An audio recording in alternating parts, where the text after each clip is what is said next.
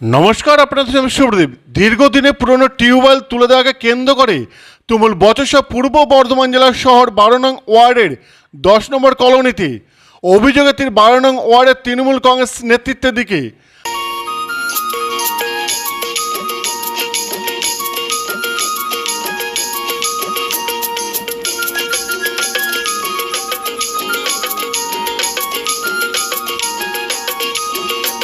থেকে রাত 12টা পর্যন্ত অত্যাচার করে, নাইট ড্রেস পরে জল নয়, আমরা স্বামী স্ত্রী শুয়ে থাকি।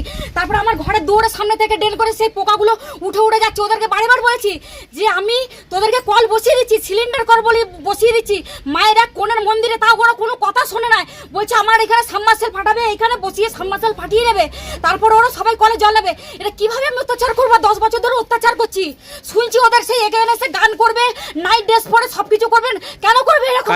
অত্যাচার করেছে। এখানে যে মিনু আছে, আর মিনুর মেয়ে আছে পূর্ণিমা হালদার, তারপরে কালী আছে, কালী, জয়গুরু, রেবাসিনা, এই কজনা মেয়ে শুধু এরকম অত্যাচার করে আমার দৌড়ে গেছে। কাউন্সিলর তাহলে কি করছে? কাউন্সিলরকে ওরা গেছিল, কাউন্সিলরকে বলেছে, কাউন্সিলর বলেছে ঠিক আছে মন্দিরে কল বসিও না, কলটা সবাইকে ঘরে ঘরে বসাতে বলো।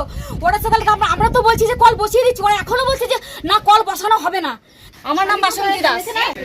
দরজার সামনে, বাপির বাড়ির দরজার সামনে একটা কল দীর্ঘদিন থেকে কয়েকদিন থেকে ওটা বসেছে। বসার পর সেই জল গোটা পাড়ার লোক সেই দরজার সামনে এসে জল নিচ্ছে। সে দরজার সামনে জল জমে আছে, সে দরজার সামনে জল নিচ্ছে।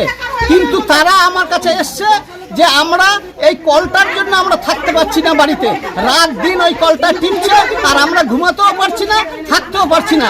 আর জল জমে ওইখানটায় মশা মাছি, আমাদের দরজার সামনে কলটা, কেন অন্য লোকে সেইখানটায় জলটা নেবে? যখন প্রত্যেকের বাড়িতে কল রয়েছে, যখন বাড়ি বাড়ি কল আছে, সাবমার্শালও আছে এই পাড়াতে, তো সেই অর্থে আমরা ও বলেছে কলটা খুলে দেওয়া হোক, না হলে আমরা থাকতে পারছি না।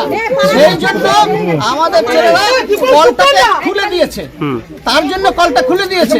এই যাদের দরজার সামনে কল, তাদের অবজেকশন শোনার পর আমরা দেখছি হ্যাঁ জিনিসটা তো ঠিক না। একের পর এক রাত্রে দিনে সারাদিন সকলে ব্যবহার করবে, একজন কেন এটা কেন কষ্ট ভোগ করবে? আমি বলি আপনাদের কলটা কি বসানো